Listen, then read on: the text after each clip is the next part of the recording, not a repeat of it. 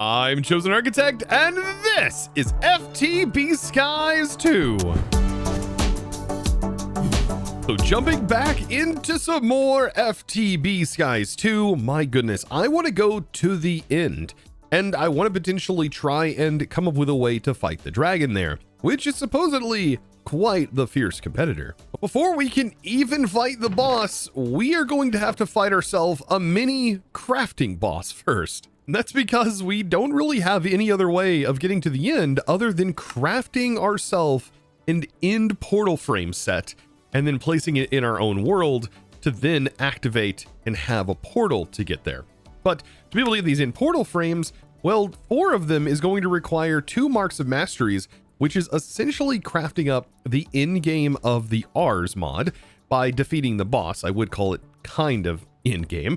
But yeah, you essentially need all of these major essences, put it in an enchanting apparatus, and then you need a little bit of source and also Wilden tributes. That's pretty straightforward. Killing the boss and summoning the boss, very, very easy. I mean, especially with our current gear and setup, I mean, we are going to take that out no problem and not even need to use any Ars magic. And then we also need to get a little bit into Malum, and I've never really played with this mod, so I only know the bare minimum there is to know about this, and it looks like this is some of the altar ritual setup here. I'm assuming we get blazing quartz through breaking materials, and then I know the spirits we can actually get quite easily by using ourselves a scythe and just killing some mobs, and certain mobs drop certain things. I think Infernal, for example, comes from, well, something that's radiant, and that would probably be a blaze. Then we also have the skulk. So this is a major thing to work towards, and getting skulk is also not super easy. And I think one of the best ways might be just to simply craft a pearl to the abyss, or appear into the abyss gateway pearl. And this actually requires you to dive into actually additions to get. So we are going to need a full setup for the Empower to be able to make this pearl. So yeah, there's lots of steps, but I think we can handle this. First things first, let's get our hands on a little bit of source, and this is going to be rather easy. And if you remember my farm from All the Mods 10, if you happen to catch that, we can actually use a source link, the agronomic source link, directly on here. And this is a very, very powerful way, and I think this is within range. And then we put a source jar, for example, on top. Is this going to function? Yes, it does. And it is a very, very powerful way to generate source, just passively as well. Like, we don't even have to worry about anything else. So if you're using this farm, not only is it great for mystical agriculture, it's also great getting started here. I mean, it's free real estate. Now, is this faster than using like a coal setup or a lava setup? Definitely no. The volcanic source link just generates way more. And I did test this in All the Mods 10. So, I mean, the same should exist in this pack. Almost identical mod set, you know, minus a few little quirks. So yeah, I wouldn't notice any difference there. So we have some source. I do want to go ahead and start getting all of my platforms set up. And I like that the imbuement chambers here, they can actually be placed on their sides now. Oh, that is kind of cool. But yes, I just want to line the walls, go ahead and get all of the essences started. And we can use something like modular routers, for example, to kind of get this up and running. Actually, you know what? I think this format might make it a little bit easier. We could even just use drawers, I think. Now I've got all of the essences laid out. This is the hardest part, is just manually placing in all of the items. Now you just need to place like a stack, for example, just kind of routing items around, and we might even be able to get away with just simply using a pipe. So yeah, I'm thinking of something kind of like this. Like, we have these drawers that are creating our source gems, and source gems are what is actually used. So I want to place like at least one source gem so I have a filterable item right off the bat. So yeah, place this in, and it doesn't even really need source. Source just make it faster. But I mean, time is our best friend in this pack, so I'm sure we'll be fine not even utilizing this source just yet. I mean, I really want to use this, but I know this is not going to be enough to keep up with all of these running at once. I mean, but the goal is to eventually be able to do that, but routing source around is kind of a hassle. So I'm thinking for this, we will use just a regular storage drawer to feed it the source gems, and then down here we'll use a quad drawer, and this is why I place these in right now, so that way we can go ahead and use this drawer as the filter, and we can just use item pipes. Like, I think that is going to be one of the simplest ways to handle this whole thing. And we'll also use item pipes up here and just make sure it's set to round robin. It doesn't even really need to be round robin, honestly. We just got to make sure before we start working on any of the logistics sides of things, before we start changing any of the pipe settings, yeah, we've got to make sure that we have these filtered. Now, while pipes are not the prettiest thing for this, it is going to work because pipes do not carry a buffer. So this is going to work really well for pulling these items out once they are finished, because I can set this to extract here and it's not going to pull this gem out. It's going to wait until it can actually pull something that, you know, is filtered down here first. Thanks to that wonderful bufferless pipe setup. Now, I think to knock ours off for the rest of this setup. Oh, this is interesting. It actually goes on its side. I want to go ahead and just place this straight down, get ourselves the enchanting apparatus set up. And we're going to need like 8 pedestals. You can place this right up next to it, doesn't really matter. Or you can place it like this, get kind of fancy with it. There is a range though, so keep that in mind. If your setup doesn't work, you probably got to move your pedestals closer. Now this is beautiful. So now that we have our kind of mark of mastery work in progress, this also helps some other things. For example, to be able to make our gate pearl, this allows us to make Celesti gems finally. So we are now also going to be upgrading our Just Dire things because we can now make Void Shimmer Goo with no problem whatsoever. We can make ourselves some Animania essence, which we're already doing. That is in the works. But we can also make Instone technically. And we already have the Blaze Goo and Ender Pearls. In stone, we can simply get from using the Conjuration essence that we just set up the crafts for. So this is all going to tie into itself, I promise. It's just a lot of steps. And looky there, we already have 2 of these ready to go. And I'll also grab this so that way we can make that in stone. Perfect.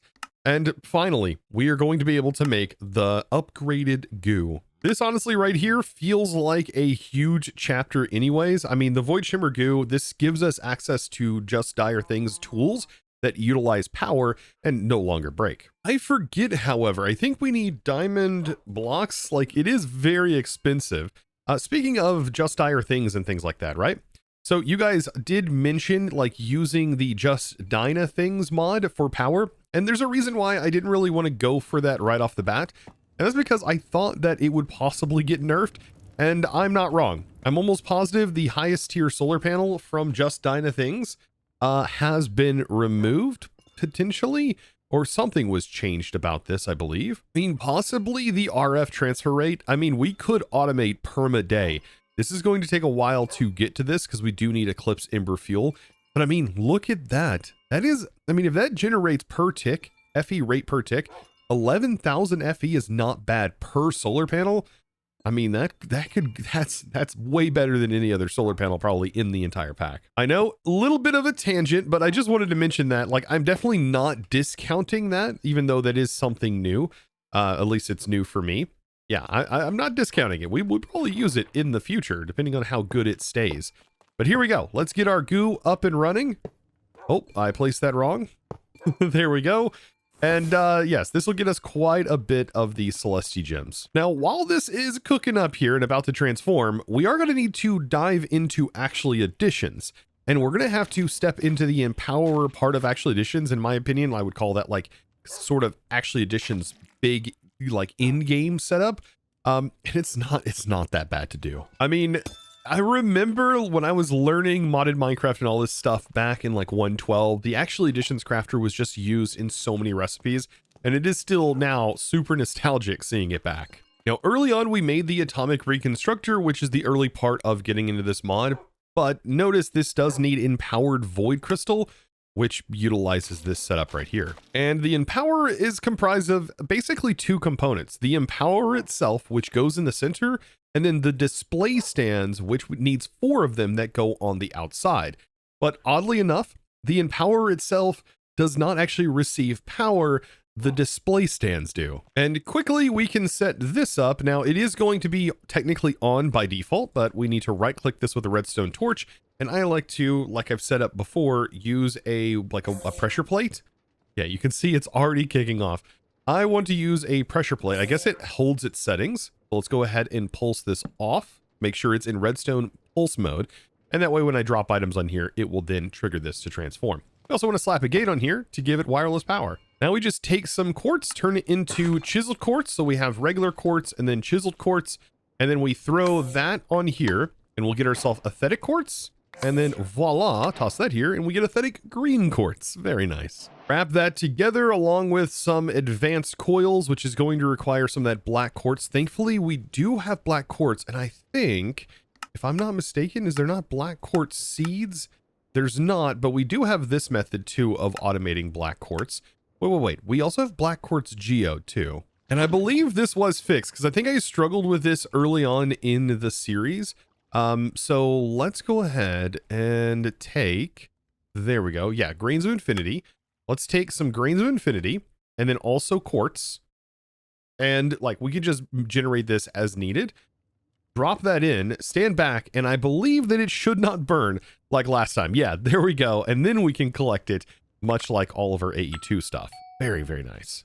And FTB has been on the ball fixing a lot of problems that we've encountered through the Let's Play, so thank you, FTB. And we're also going to need some of the super basic transformations, which is going to involve transforming all of our regular vanilla stuff into the atomic versions. Yeah, like a Nori, Void, Palace, Diamantine, and then we also have the Redstonia. Yeah, there we go. Oh yeah, and we can't forget the Emerald version too. Yeah, Emeraldatic. And there we go. So the Empower, we have the stands, and we're probably just going to use some wireless power to get this up and running. And you know what? For right now, until I get the upstairs better, I'm going to go ahead and place it down here. Now, to make this work, we need to leave a 2-block gap in between all of our display stands. So 2 blocks here, and then place it. 2 blocks empty, then place. And this is the setup for the actual additions. And then our gates, we can just take those, and I'm just going to give this some individual power on the side or hide it on the back. Really doesn't matter, but there we go. They're all placed in. So we need to take all of our materials and then our catalyst in the center, or catalyst in the outside, product in the center, and that should empower it up.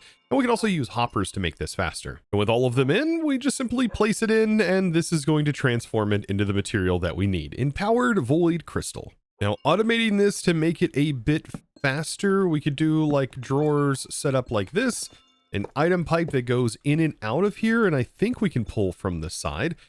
We can set the filter for the extraction side. So this will go like this will go like this, and then we put these products in, and that should be basically automated. Yeah. Now we're almost there. We still need to fight the, well, the Wither. Now, to be able to get skulls quite quickly from Mystical Agriculture, I mean, I think what we could do is just use coal. And yeah, we can fill these jars and make Wither skeleton seeds. This is going to make this process a little bit easier early on. Like I said, to be able to get the soul jars, yeah, we can just use coal. That makes it so much easier. It is going to take a lot of coal to do this, but I did go ahead and make this as a premium upgrade. So yeah, I mean, yeah, we have plenty of coal. And so there we go. Essence is slowly building up, which will allow us to guarantee Wither kills as needed, and eventually we'll get that all automated. So now I have the Wither automated, but you guys let me know in the comments that there's actually a special island that we can find that technically has a Wither summoner setup already on it, which is honestly horrifying. Yeah, and I think it's this one right here, the one that gives you a little bit of a warning. There is something terrible on this island. Yeah, about that thing being terrible. So yes, you guys were like, yeah, it's in the island. And that has me a little bit worried. Because what does that mean? I'm just gonna mine down in the island. Okay, so far, nothing. So far, so... Oh, it's not nothing. Okay. The cloud is in the way. I will say that. And then this right here is a Wither. Well, it's all of the components to make a Wither, but thankfully it's not an active Wither, because that would be awful, really. Okay, but I mean, that's all the supplies to craft a Wither, which is perfect. But I mean, we have to summon it here now. Like, this does have like special requirements. I believe that's probably why it doesn't just automatically activate, right? So yeah, let's go ahead and make sure there is nothing placed beside it or anything like that. And let's go ahead and fight this Wither. Now, there is something else I might want to make before taking on the Wither. You know what? We should probably get that set up first. And you guessed it. Yeah, hostile neural networks. We need ourselves a deep learner and at least a data framework. I mean, if we're going to be taking on anything like this, we just want to make sure that we at least like link one and then put it in the deep learner or what have you. That way, when we kill it, we actually get the points for it. I tell you, I don't really have any concerns that I'm going to be able to destroy this thing. I mean, we just killed the Harbinger. So what's the worst that could happen, right? What's the worst? So we'll put that, we'll just right click it, throw it into the data model learner, and then we can leave it. I like to have it in our offhand so we can actually see the stats. You see, I gotta still kill 6 of them. But yeah, I mean, we're taking like hardly any damage. Look at that. And then, yeah, make sure magnet is on so I can pick up the star. And up we go, because he's just gonna battle me in the sky non-stop. And gone. Like, it takes no time at all. And look at this mess. Now, it looks like there was either abominable energy or whenever we killed the wither, we just got abominable energy. I'm not sure. But yeah, we also got wither roses, which is nice from here, even though we already had some. And we got ourselves yellow hearts. Pretty decent overall. And there was, yeah, a free megatorch on this island. Now, fighting the wither was the least of my concerns for today, because remember, after we kill the wither, well, we're going to have to get ourselves some skulk, and it does seem like the best way to get our hands on that skulk is going to be summoning, well, the Warden. So now, I guess without further ado, let's go ahead and get this crafted up. So, Gateway Pearl, we have all of the stuff for it, and it does look like it is going to spawn some strays and some phantoms. I also want to grab a data model, I think, for phantoms too. That could be kind of useful down the road, but I guess we should probably get this going. So I made myself a little bit of a battle platform, and let's just hope that the phantoms aren't too ridiculous to take out. But here we go. Okay, so strays, pretty easy. Phantoms, let's go ahead and make sure that gets put into here. And then, yeah, these guys are going to be one shot. Yeah, that's pretty straightforward. Make sure we turn all of that on. Nice. Okay, so we got echo shards from that, and we also got skulk. I mean, that's pretty much our entire problem solved. Like, right there alone. It's so good.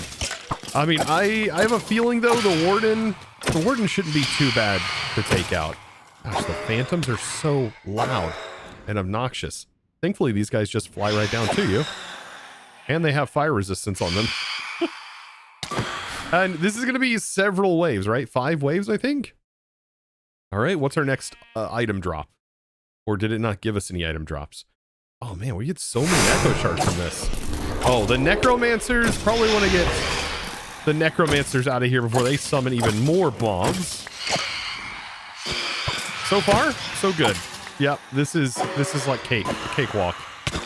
Wow, man, the Supremium gear and stuff is just so darn powerful. Now we are in the next wave. Oh my goodness, the necromancers, get out of here with that. Ow. The freezing you, oh, they did manage to spawn more. There's just more things we have to take out. And I think the next wave, wave 5, I'm pretty sure that is the next... That's the boss wave. And then we're going to have to take out the Warden. Oh, boy. All right, wave 5.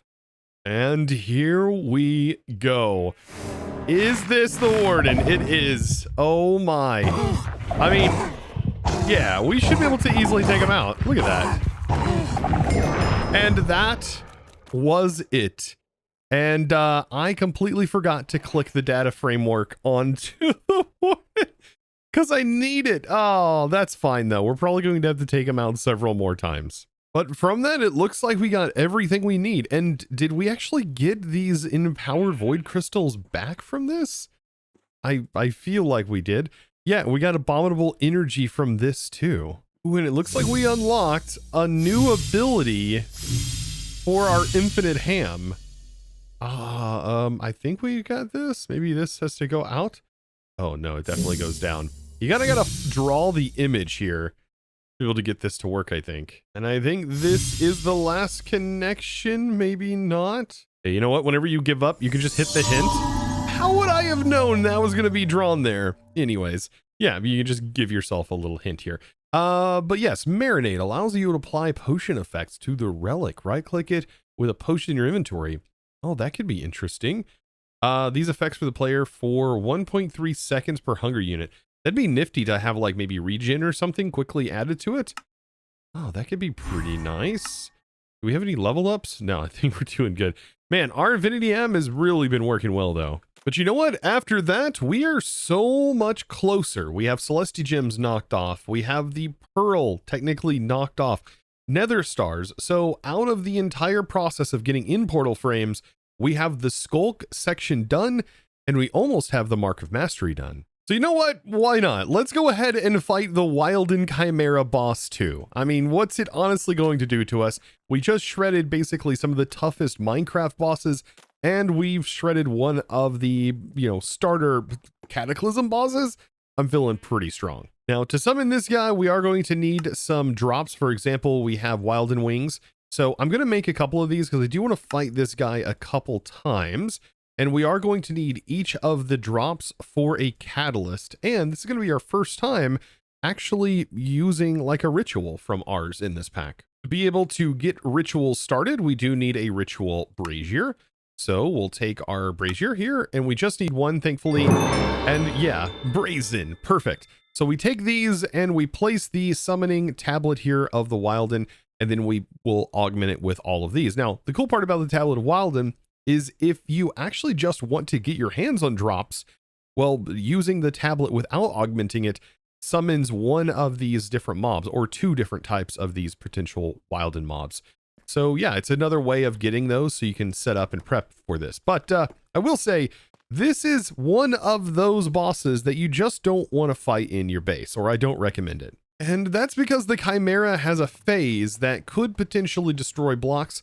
I don't know if it destroys them in protected claims using FTB claims here, but I mean, it might possibly. So I am going to probably do this in a far off land. You know what? It might be kind of fun to take them on inside of this area. It's a nice, small, compact, and also the place where we got all of these drops in the first place.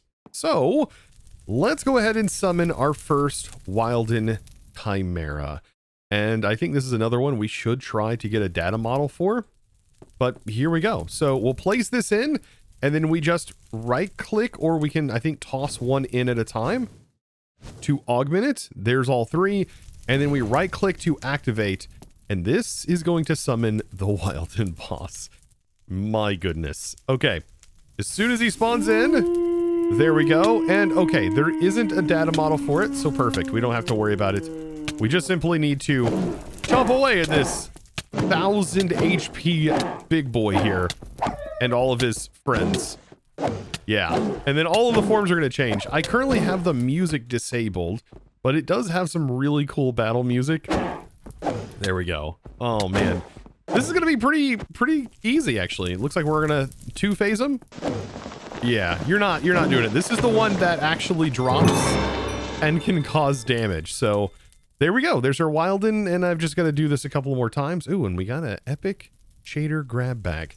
Nice. Now, I want to get into Malum just a little bit. I don't even think we need to get into it all that much, but down here is where I have found runestone, and I remember seeing it kind of in the bottom sections of the islands here. And with this runestone, we are able to technically make a book. Oh, and by the way, it's a soul stone. That's right, soul stone, not runestone.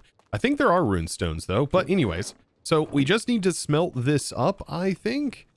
That is going to go into here, and then we'll have a refined soulstone that we can then turn into the Encyclopedia Arcania. Yeah, that's going to be necessary. This is going to show us just about everything we need to know to be able to get through this mod. So it talks about the introduction here, has all of the pictures and all of the fun stuff. And it does show us making a crude scythe, which is going to get us started in collecting those essences, essentially. And we are going to need another soul stone to be able to make the spirit altar. And then it talks a little bit more about how to set this up.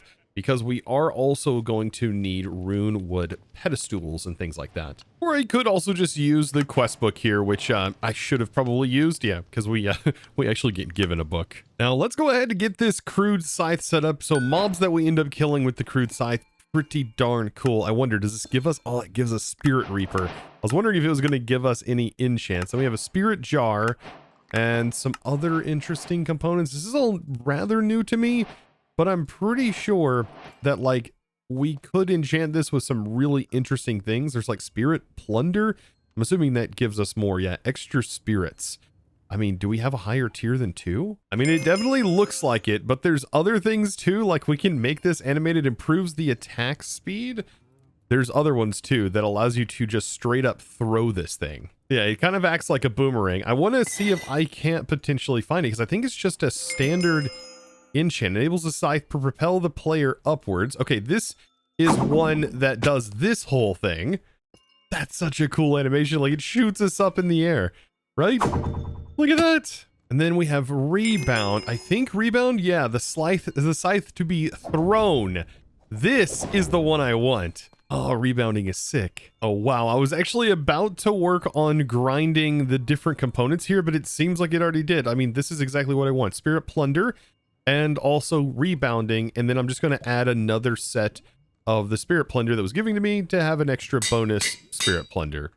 Fantastic. And this is what it looks like. So back into the nether, and I want to test this out. Like, this does a pretty good job on the pigs here. Ooh, look, look, look. We end up getting these things. We can turn our magnet on, I think, and collect them quicker. But yeah, this is so cool. We have like a sweep sort of attack, and all of these like gems pop up. These are the exact ones we need. So I guess now we can go ahead and craft the spirit altar, and then I've also crafted some rune wood item pedestals, but I don't think we're going to need a whole lot of these. Just for right now, I think literally 1 is required for the recipe, so we can place it within 4 blocks, it says in the book, away from the actual spirit altar, and that should allow us to craft this. So we need this. I think this is what goes in the altar. These are the different spirits that we're going to be placing onto the actual altar. And then we have this outer item. This, I believe, is what goes onto this pedestal. And to be able to get this, I think I found some of this blazing quartz just out in the wild. Specifically here, I found a ton of it, right? This is cathodic gold. No, that's cathodic gold. Where do we get this blazing material then? Ah, interesting. Apparently it comes from a spirit crucible. Looks like something we can actually craft. Which looks like a crazy crafting tree that is going to require us to take out more mobs of different types. For example, I am going to take out all kinds of different mobs with this thing just to make sure I get all of these different kinds of spirits. Wait. This right here is the thing we need, right? I was wondering about this. We could just skip this whole section, really. I mean, I still want to be able to make these, but honestly, this place right here, if I just find more of these islands, yeah, we have all of them ready to go. Oh, this is such a good skip. And these islands are so prevalent too. I mean, they are a very dangerous island to be on.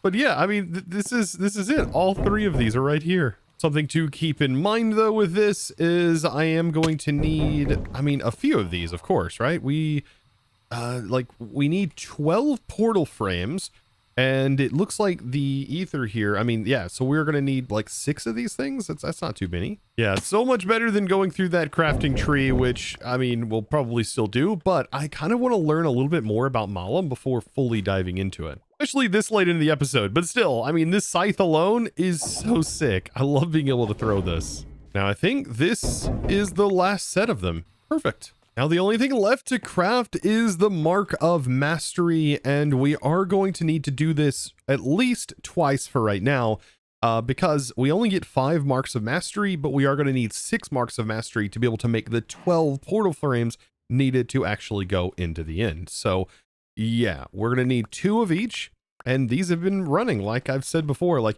getting these up and running, just let them passively roll. So nice.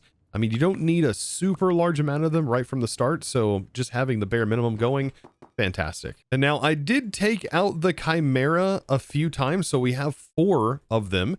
And I wanted to do this because I also can now upgrade my spell book to a higher tier, which is always worth doing. That way we gain access to the highest tier spells. So now that we have this, let's grab our marks. And I think that's about it, right? Where are my mastery? Oh, wait. These are Wilden tributes, right? Wilden tributes. Beautiful. So the Wilden tribute, once we have that, we place that in the middle, and we are going to need an entirely filled source jar that is next door. And I can just grab this. And then also I'll grab this since we're making 2 of them. And then we'll just have to have these recharge when we're done. We're there. We are there. So I'm going to place these next door. And as soon as I click this, our first craft in here, before I even make a Dominion wand, is actually going to be the Wilden upgrade. Oh my goodness. Marks of Mastery. There we go. That is some powerful stuff. Marks of Mastery are used for more than just this. They are used for making upgraded gear and all kinds of other fun stuff. So we might even have to fight the Wilden even more than this because there are some other things that we can definitely use this for. But I've got to make another set of Marks of Mastery just to be able to enter in to the dimension that is the end. And finally, the last one. We are almost there. Wow, what a crazy journey. But because you can see, things are definitely speeding up. And we are able to make things a whole lot faster now that we have all of the infrastructure in place to really start progressing. But I mean, that's basically it to be able to make our in-portal frames. What a wild journey. I mean, we are going to need to kill the Wither 2 more times, I think. Well, technically not, because I actually have enough shards to be able to craft thanks to the Quantum Goat. So really, I just got to take them out one more time.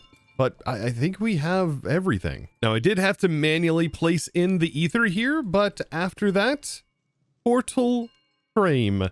And there we go.